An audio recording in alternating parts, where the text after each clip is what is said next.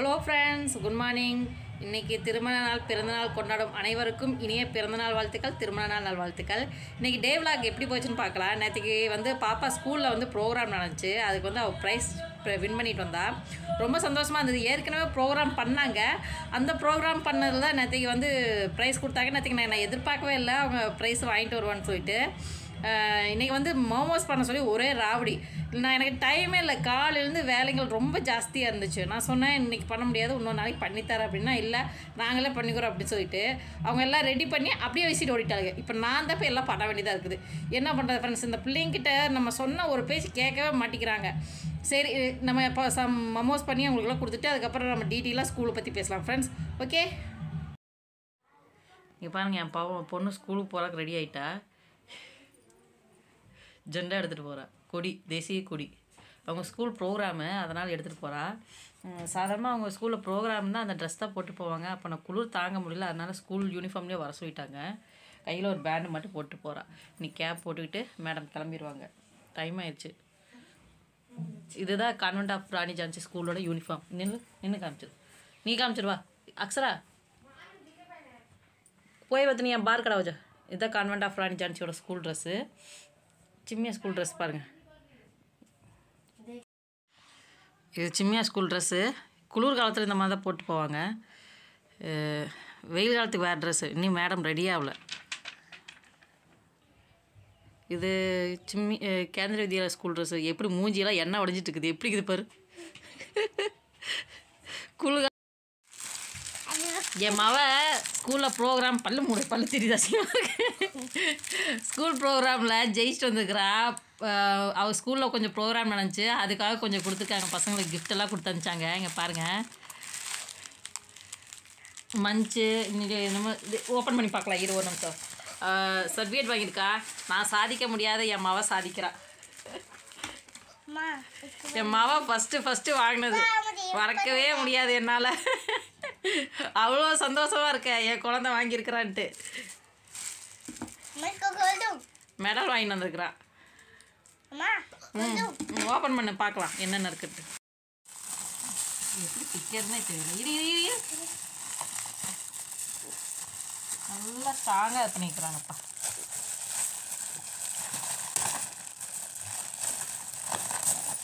இரு பார்க்குறேன். மேலே எடுத்து வச்சு பண்ணேன். நல்லா கவர் போட்டு விட்டுருக்காங்க. ஃப்ரூட்டி ஒன்று கிடச்சிருக்கு. இருசாமி அவசரப்படாது.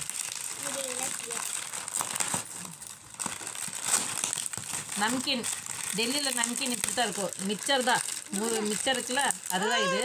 இரு ஒரு லேஸ் பிஸ்கட் கொடுத்துருக்குறாங்க. மஞ்சு ஒன்று கொடுத்துருக்குறாங்க. அப்புறம் பிஸ்கட் ஒரு பேக்கெட் கொடுத்துருக்குறாங்க. அப்புறம் ஃப்ரூட்டி ஒன்று கொடுத்துருக்காங்க. இதுதான் பாப்பா கொண்டு வந்துருக்குறேன். ஓகே ஃப்ரெண்ட்ஸ், காலைல நாஸ்தா நான் எத்தனை மணிக்கு சாப்பிட்றேன்னு பாருங்களேன். 11:30 போகுது கிட்டத்தட்ட. இப்போ தான் 2 ரொட்டி எடுத்துகிட்டு காய் எடுத்துருக்கேன். இதை சாப்பிட்டு பசங்களெல்லாம் கீழே துரத்தி விட்டுட்டு வீட்டு வேலைங்களெல்லாம் க்ளீன் பண்ணணும். அவங்களுக்கு லீவு தொட்டி வீடே 2 போயிடும். அதனால் அவங்கள கீழே வச்சு அனுப்பிட்டு நம்ம சாப்பிட்டு அதுக்கப்புறம் தான் நம்ம வேலையை பார்க்கணும். ஓகே, இன்றைக்கி என்ன சாப்பிட்லான்னு பார்க்கலாம் வாங்க. நாஸ்தாக்கு 2 ரொட்டி தான் எடுத்திருக்கேன். இது வேறு ஒன்றும் இல்லை, மஷ்ரூமு, கேரட்டு, பட்டாணி, அப்புறம் ப்ரோக்கோலி சப்ஜி எல்லாம் போட்டு மிக்ஸு ஃப்ரை மாதிரி பண்ணிக்கிறேன். அதுதான் இன்றைக்கி பொரியல். ரொட்டியோடு சேர்ந்து சாப்பிட போகிறேன். 2 ரொட்டி எடுத்துருக்கிறேன். இதுதான் இன்றைக்கி நாஸ்தா. நம்மெல்லாம் ஊரில் ரொட்டியோட ட்ரை சப்ஜி வச்சு சாப்பிட்டு பழக்கம் இல்லை. அப்படியே சாப்பிட்டாலும் சிக்கனு மட்டனு இந்த மாதிரி வச்சு தான் சாப்பிட்டு பழக்கம். இல்லைன்னா உருளைக்கிழங்கு குருமா வச்சு சாப்பிட்டு பழக்கம். ஆனால் இங்கே ட்ரை சப்ஜி தான் சாப்பிட்றதுக்கு நல்லா இருக்குது. ஃபஸ்ட் ஸ்டார்டிங்கில் எனக்கும் பிடிக்காம தான் இருந்தது. அதுக்கப்புறம் பழகிருச்சு எனக்கு அதுவே. இவங்கெல்லாம் ட்ரையாக தான் சாப்பிடுவாங்க சப்ஜி, காய்ங்க. ஒரு கட்டூரில் குழம்பு பருப்பு ஏதோ ஒன்று வச்சுக்குவாங்க, அதாவது கிண்ணியில். அப்புறம் ட்ரை சப்ஜி வச்சுக்குவாங்க. இதோட தான் சேர்த்து சாப்பிடுவாங்க. இன்றைக்கி இதுதான் நாஸ்தா. எல்லோரும் சாப்பிடுங்க.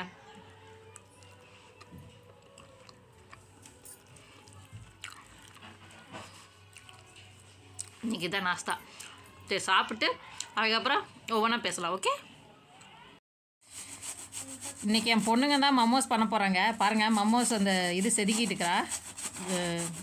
முட்டைக்கோஸ் எடுத்து ஒருத்தி வெங்காயம் கட் பண்ணிட்டு இருக்கிறா. மாவு பிசைஞ்சு வச்சுட்டாங்க. இன்றைக்கி அவங்களே பண்ண போகிறாங்களாம். அதனால் அவங்களே செய்கிறாங்க. ட்ரை பண்ணணும். சரி எப்படி வந்து பார்க்கலாம் நம்மளும் தான் இன்றைக்கி.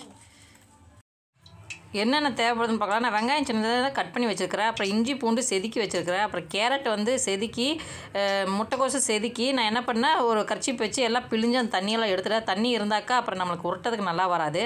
கொத்தமல்லியில் கொஞ்சம் எடுத்துருக்கிறேன். இப்போ எண்ணெய் வந்து சூடாயிடுச்சு. இப்போ இந்த இஞ்சி பூண்டு கொஞ்சம் போட்டுக்கலாம். போட்டு லேசாக வணங்கட்டும். இப்போ வணங்கிடுச்சு. இதில் கொஞ்சம் வெங்காயத்தை சேர்த்து வணக்கி விட்டுக்கலாம். ரொம்ப நேரம் வணங்குற அவசியம் இல்லை, கொஞ்சம் லேசாக வணங்கினாலே போதும். என் பொண்ணுங்க எனக்கு ரொம்ப தொந்தரவு பண்ணுறாங்க. அப்பா சாமி, நான் வேண்டாம் நீ பண்ண வேண்டாம்னு சொன்னேன், கேட்கவே இல்லை. பூரா வணக்கி விட்டுக்கலாம். கொஞ்சம் லேசாக வணங்கினதுக்கப்புறம் நம்ம இந்த காய்கள்லாம் போட்டு கொஞ்சம் லேசாக வணக்கி விட்டுக்கலாம்.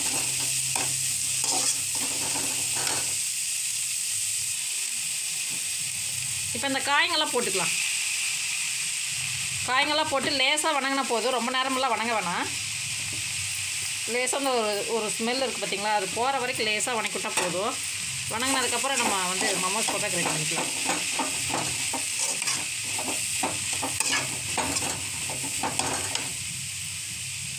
இப்போ வணங்கிட்டு இருக்குது. இதில் கொஞ்சமாக சேர்த்து உப்பு சேர்த்திக்கலாம். நம்ம ஜாஸ்தி சேர்த்த வேணால் சட்னியில் உப்பு போடுவோம், அதனால் கொஞ்சமாக சேர்த்திக்கலாம். அப்புறம் இது பெப்பர் கொஞ்சம் சேர்த்திக்கலாம். பெப்பர் போட்டால் கொஞ்சம் டேஸ்ட் நல்லாயிருக்கும், அதனால் இது லேசாக வணக்கிடலாம்.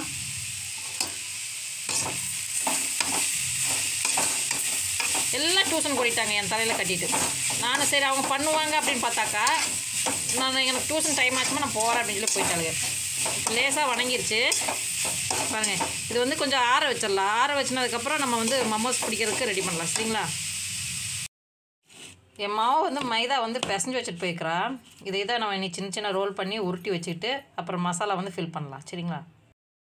இப்போ மமோஸ் எல்லாம் ஓரளவுக்கு நான் ரெடி பண்ணி வச்சுக்கிட்டேன். இதில் கொஞ்சம் வச்சுட்டேன். கடாயில் தண்ணி ஊற்றி நம்ம வணக்கணும்ல, அதே சட்டியில் தண்ணி ஊற்றி அதுக்கு மேலே ஒரு டக்கன் போட்டு வச்சுட்டேன். கீரை தண்ணி வடிப்போம்ல, அதில் வச்சு நான் கொஞ்ச நேரம் மூடி வச்சிடுறேன். இட்லி பாத்திரத்தில் கூட வைக்கலாம். இந்த மாதிரி நான் மூடி வச்சிடுறேன். இப்போ மற்றதற்கு ரெடி பண்ணிட்டுருக்கிறேன். அதில் இன்னும் கொஞ்சம் இருக்குது. இப்போ அது ரெடி பண்ணி வச்சுருக்கிறேன். ரெடி பண்ணிவிட்டு அதுக்கப்புறம் பார்க்கலாம். கொஞ்சம் வந்து வெந்துட்டுருக்கு. நான் சரி கொஞ்சம் ஃப்ரை பண்ணிடலாம், டைம் வந்து சீக்கிரம் முடிஞ்சிடும் அப்படின்னு பார்த்தேன். அதனால் கொஞ்சம் ஃப்ரை பண்ணி எடுத்துக்கிறேன். இதுவும் கொஞ்சம் ஃப்ரை பண்ணிக்கலாம். இது வெந்துட்டுருக்கு. எப்படி வருதோ தெரியல, ஃபஸ்ட் டைம் பண்ணுறேன். பாருங்கள் வெந்துட்டுருக்கு. அதுக்குள்ளேயே வந்து தக்காளியும் பூண்டு அப்புறம் வரமிளகா போட்டு வேக வச்சுருக்கிறேன். அதை எடுத்து சட்னி பண்ணணும். மோமோஸ் சட்னிக்கு வந்து 3 தக்காளி நல்லா வேக வச்சு அது தோலை எடுத்துட்டேன். அதுலேயே வந்து இது காஞ்ச மிளகாவும் பூண்டையும் நல்லா வேக வச்சு அதையும் எடுத்து போட்டுக்கிட்டேன். இதில் கொஞ்சம் உப்பு சேர்த்திக்கலாம். இதில் உப்பு கொஞ்சம் சேர்த்திக்கிட்டேன். இதை நல்லா அரைச்சிக்கலாம்.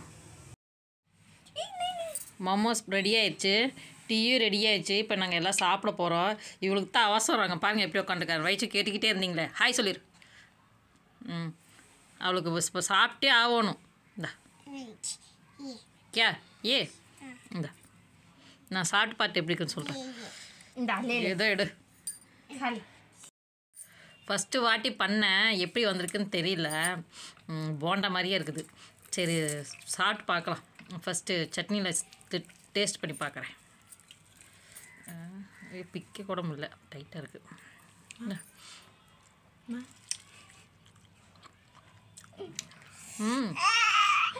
மிர்ச்சியே எங்கே சாப்பிட்ட? தண்ணி வந்து கொடு. காரம் பாப்பா, தண்ணி சூடாக குடிக்க. டீ தண்ணி விட, அட டீ சூடு. அவளுக்கு காரமாக இப்போ சட்னி எடுத்து சாப்பிட்டேன். சட்னி காரமாக தானே செய்வாங்க. கடை டேஸ்ட் வந்திருக்கு. சூப்பராக இருக்குது. இப்போ இது வேக வச்சதை சாப்பிட்டு பார்க்கலாம், டேஸ்ட் எப்படி இருக்குன்ட்டு. நான் எதிர்பார்க்கல நல்லா வருமானு.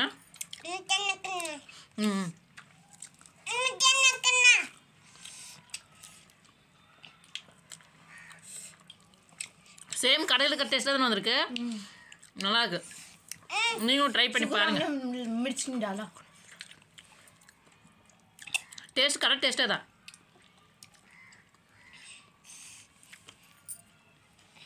நம்ம சட்னி சாப்பிட்டு அசு புசுன்னு இருக்காங்க. காரம் சாப்பிட்டு டீ குடிச்சா அது எப்படி இருக்கும்? நீ எரியும்ல. இப்போ குடிக்க போகிறேன். पूरा मुँह जल गया इसका.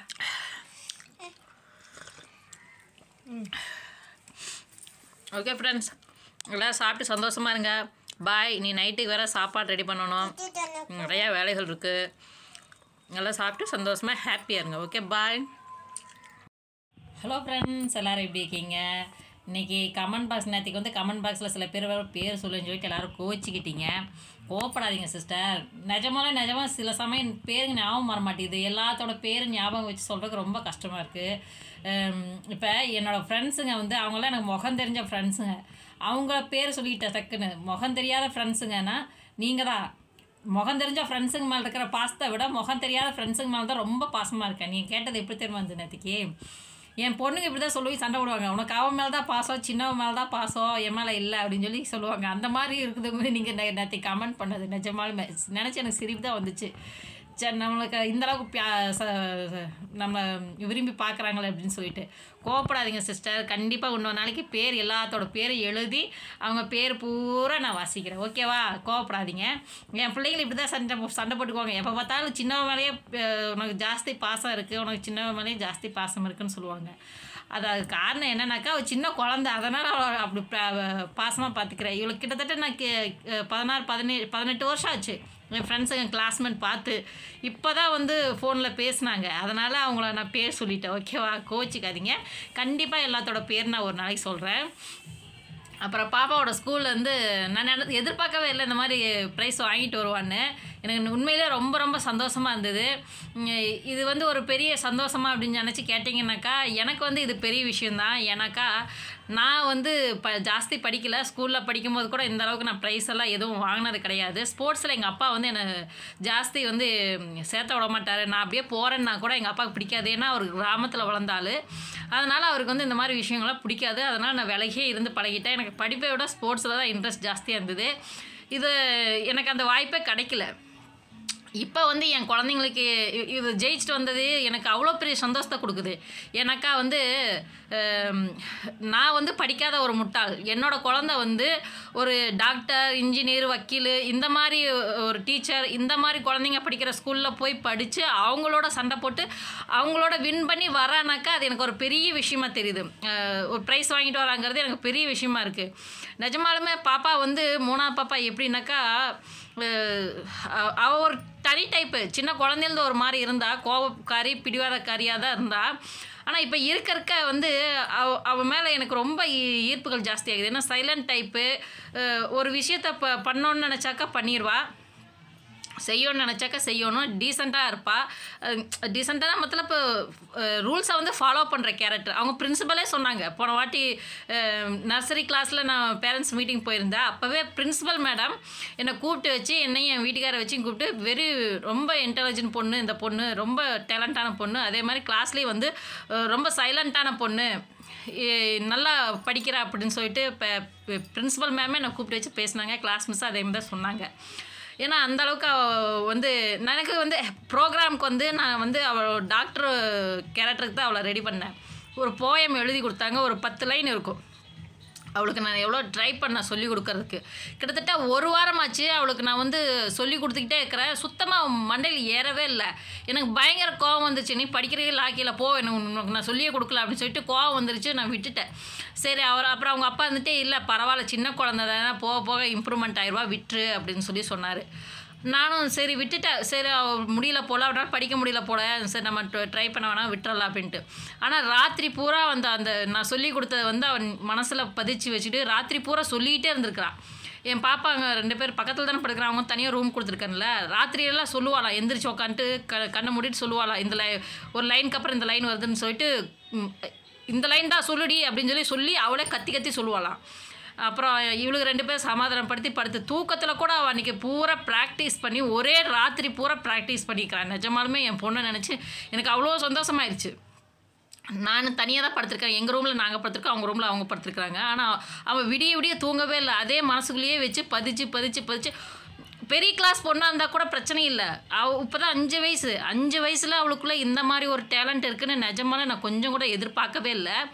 அவள் அந்த மாதிரி ஞாபகப்படுத்தி அப்புறம் ஸ்கூலில் போய் சொல்லிவிட்டு நானும் எனக்கு ஸ்கூலுக்கு போனதுக்கப்புறம் எனக்கு மனசே இல்லை. இவன் எப்படி சொல்லுவானே யோசிச்சுக்கிட்டே இருந்தேன்.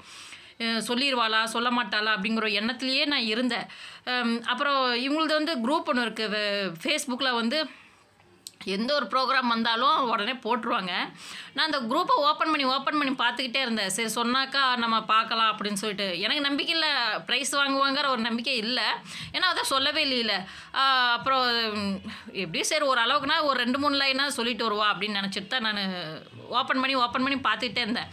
அதில் பார்த்தா எல்லா குழந்தைங்க காம்படிஷன் ட்ரெஸ்ஸை போட்டு வந்துட்டு ஃபோட்டோஸ் மட்டும்தான் கொடுத்துருந்தாங்க. அவங்க ஸ்பீச்சிங் ஒன்றுமே வரல. சரி பாப்பா சொல்லலையாட்டுக்கு இல்லை குழந்தைங்க மற்ற குழந்தைங்கள சொல்ல போல இருக்குது அப்படின்னு சொல்லிட்டு நான் விட்டுட்டேன். அதாவது நர்சரி ஒரு டைம் எடுப்பாங்க, ப்ரெப் ஒருக்கா எடுப்பாங்க, அப்புறம் first standard, second standard, third standard இப்படி எடுத்துருவாங்க. இவங்களது வந்து ப்ரெப் அன்றைக்கி நான் ரொம்ப நேரம் வெயிட் பண்ணி பார்த்தா வரல, ஃபோட்டோஸ் மட்டும்தான் வந்துச்சு. அப்புறம் சரி எதுக்கு இன்னொருக்கா ட்ரை பண்ணி பார்க்கலாமா ஓப்பன் பண்ணி பார்க்குறேன். அவங்க அந்த ஸ்டேஜில் நிற்பாங்க, first prize, second prize, third prize. அதில் வந்து பாப்பா செகண்ட் ப்ரைஸ் நின்றுருந்தான். எனக்கு நிஜமாலுமே அவ்வளோ சந்தோஷமாயிருச்சு. என்னையெல்லாம் அவ்வளோ சந்தோஷம். செகண்ட் ப்ரைஸு ஏன்னா இவர் சொல்லவே இல்லை, ஒரு 2 லைன் 3 லைனுக்கு மேலே சொல்லவே இல்லை, மறந்து போயிட்டு இருந்தாலே. இந்த 10 லைன் எப்படி ஞாபகப்படுத்தி சொல்லியிருப்பா, 2 செகண்ட் ப்ரைஸ் வாங்கிட்டு வராளே அப்படின்னு சொல்லிட்டு எனக்கு அவ்வளோ சந்தோஷமாயிருச்சு. அங்கே பிரின்சிபல் மேம் பக்கத்துலேயே நின்று அவளை கட்டி பிடிச்சி ஒரு ஃபோட்டோ எடுத்திருந்தாங்க. அதை பார்க்கும்போது ரொம்ப ரொம்ப சந்தோஷமாக இருந்தது.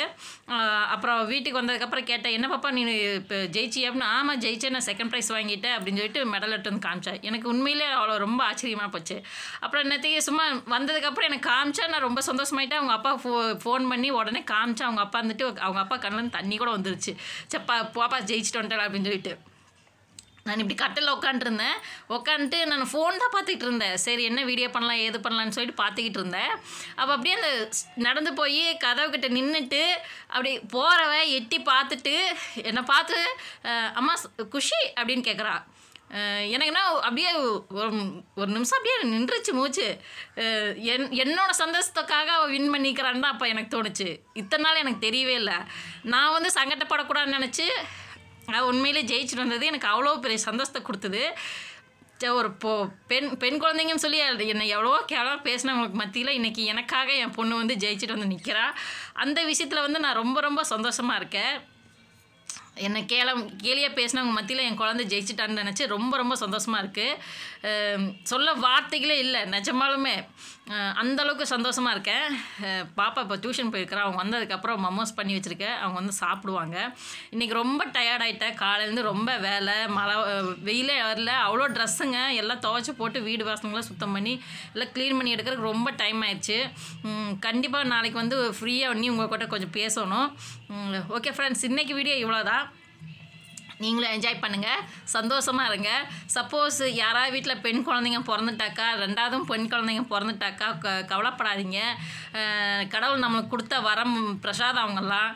ஏன்னா நான் வந்து எவ்வளோ அழுதுட்டேன். எனக்கு நீ குழந்தைங்களே வேணாம்னு சொல்லி 2 குழந்தைங்களுக்கு மேலே ஆப்ரேஷன் பண்ணணும்னு சொல்லிட்டு நான் எவ்வளோ அழுதேன். நான் கேட்கல. எனக்கு எங்கள் வீட்டுக்காரர் எங்கள் மாமியார் எனக்கு ப்ரோஸ் பண்ணி குழந்தை பிறந்தது. என்னோடய உடம்பும் வீணாக போச்சு. ஆனால் இன்றைக்கி வந்து ரொம்ப ரொம்ப சந்தோஷமாக இருக்குது. அவங்கள நினச்சி இந்த அளவுக்கு அவள் வந்து படிச்சிருக்கு, ஏதோ ஒரு விஷயமா தான் அவ கூட டேலண்ட் இருக்குது அப்படின்னு சொல்லிட்டு ரொம்ப ரொம்ப சந்தோஷமாக இருக்குது.